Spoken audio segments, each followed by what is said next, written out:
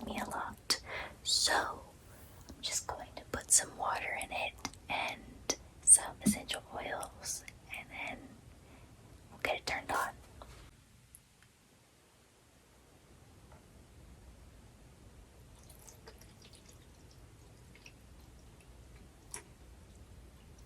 I'm gonna put some lavender. That's supposed to help with sleep.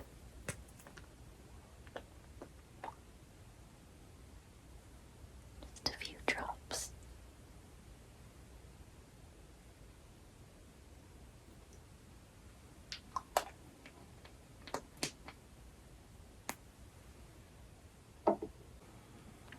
Changes colors too.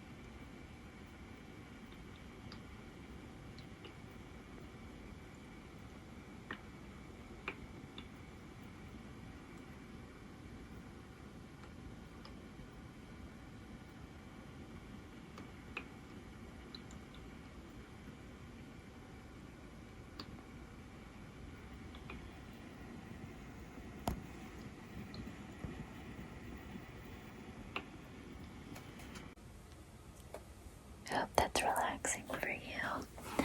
So now I think I'm just going to do some hand movements and do some shh for you.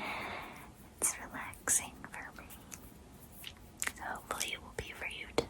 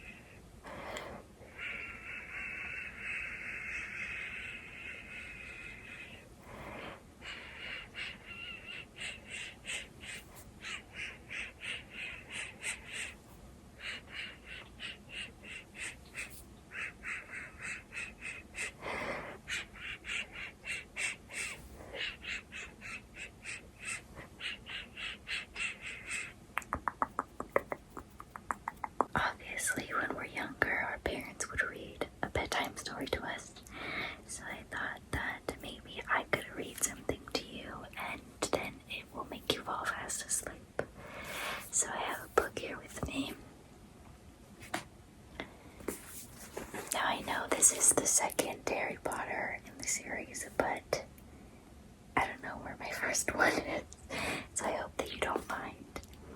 But this is Harry Potter and the Chamber of Secrets. Okay.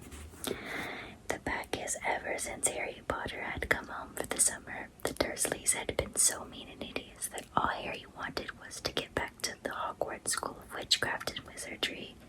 But just as he's packing his bags, Harry receives a warning from a strange, impish creature who says that if Harry returns to Hogwarts, disaster will strike.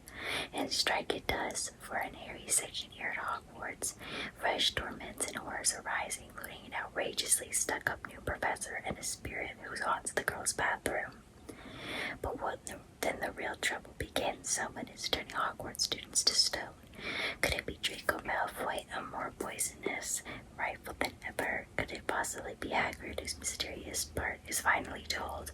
Or could it be the one everyone at Hogwarts most suspects, Harry Potter himself? So let's begin.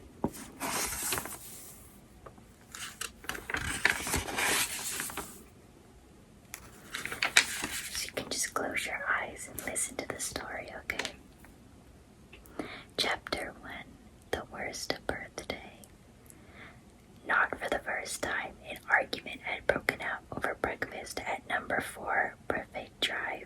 Mr. Vernon Dursley had been woken in the early hours of the morning by a loud hooting noise from his nephew Harry's room. Third time this week, he roared across the table. If you can't control that owl, it'll have to go. Harry tried yet again to explain. She's bored, he said. She's used to flying around outside. If I could just let her out at night. Do I look stupid? Snarled Uncle Vernon, a bit of fright dangling from his bushy mustache. I know what'll happen if that owl's let out. He exchanged dark looks with his wife, Petunia. Harry tried to argue back, but his words were drowned by a long, loud belch from the Dursley son, Dudley. I want more bacon. There's more in the frying pan, sweetums, said Aunt Petunia, turning misty eyes on her massive son. We must build you up while we've got the chance. I don't like the sound of that school food. Nonsense, Petunia. I never went hungry when I was at Smeltings, said Uncle Vernon heartedly. Dudley gets enough, don't you, son? Dudley, who was so large his bottom drooped over each side of the kitchen chair, grinned and turned to Harry. Pass the frying pan. You've forgotten the magic word, said Harry irritably. The effect of this simple sentence on the rest of the family was incredible. Dudley gasped and fell off his chair with a crash that shook the whole kitchen. Mrs. Dursley gave a small scream and clapped her hands to her mouth. Mr. Dursley jumped to his feet, veins throbbing in his temples. I meant please, said Harry quickly. I didn't mean. What have I told you? Thundered his uncle, sprang his spit over the table about saying the M word in our house. But how dare you threaten Dudley? Roared Uncle Vernon, pounding the table with his fist. I warned you I would not tolerate mention of your abnormality under this roof. Harry stared from his purple-faced uncle to his pale aunt, who was trying to have Dudley to his feet. All right, said Harry, all right. Uncle Vernon sat down, breathing like a winded rhinoceros and watching Harry closely out the corners of his small, sharp eyes. Ever since Harry had come home for the summer holidays, Uncle Vernon had been treating him like a bomb that might go off at any moment. Because Harry Potter wasn't a normal boy. As a matter of fact, he was not normal as it is possible to be. Harry Potter was a wizard fresh from his first year at Hogwarts School of Witchcraft and Wizardry, and if the Dursleys were unhappy to have him back for the holidays, it was nothing to how Harry felt. He missed Hogwarts so much, it was like having a constant stomachache.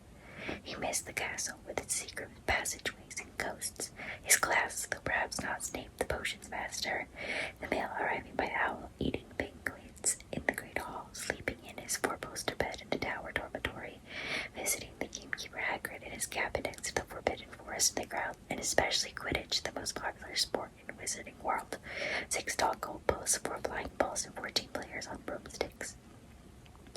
All Harry's spell books, his wands, ropes, cauldron, and top off the line to his 2,000 broomstick had been locked in cupboards under the stairs by Uncle Vernon the instant Harry had come home. What did the Dursleys care if Harry lost his place on the house Quidditch team because he hadn't practiced all summer? What was it to the Dursleys if Harry went back to school without any of his homework done? The Dursleys were what wizards called muggles, not a drop of magical blood in their veins.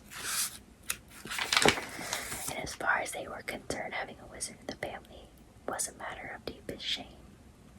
Uncle Vernon had even padlocked Harry's owl Hedwig inside her cage to stop her from carrying messages to anyone in the wizarding world. Harry looked nothing like the rest of the family. Uncle Vernon was large and neckless with an enormous black mustache. Aunt Petunia was horse-faced and bony. Dudley was blonde, pink, and porky. Harry, on the other hand, was small and skinny, with brilliant green eyes and jet black hair that was always untidy. He wore round glasses, and on his forehead was a thin, lightning-shaped scar. It was this scar that made Harry so particularly unusual, even for a wizard. This scar was the only hint of Harry's very mysterious past, the reason he had been left on the Dursleys' doorstep 11 years before. At the age of 1 year old, Harry had somehow survived a curse from the greatest dark sorcerer of all time, Lord Voldemort, whose name most witches and wizards still fear to speak. Harry's parents had died in Voldemort's attack, but Harry had escaped with his lightning scar, and somehow nobody understood why Voldemort's power had been destroyed the instant he had failed to kill Harry.